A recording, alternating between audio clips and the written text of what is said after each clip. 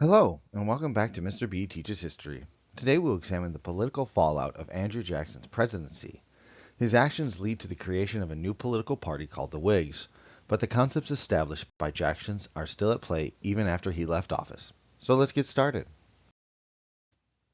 With Andrew Jackson's presidency, a new political party called the Democrats is formed out of the remains of the fighting between the Democratic Republicans. They were generally supporters of Jackson and followed many of the policy preferences of the Democratic Republicans before them. As the Jackson presidency continued, Henry Clay and his supporters start to form their own political party that united against Jackson, his followers, and his successor, Martin Van Buren.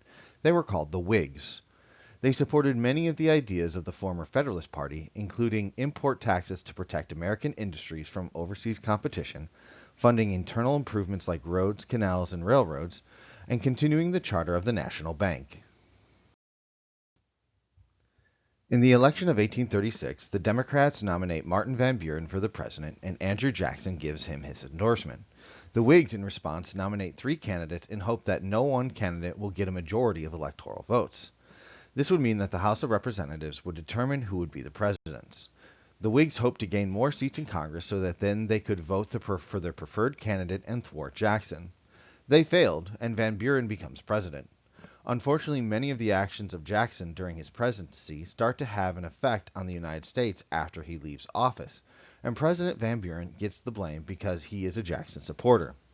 The Whigs also blame Van Buren and the Democrats for these problems and advocate for more federal involvement in the economy. In the election of 1840, the Whigs were in a strong position for several reasons. First, the voters were unhappy with the economy and they blamed the Democrats. Secondly, their party was better organized than the Democrats.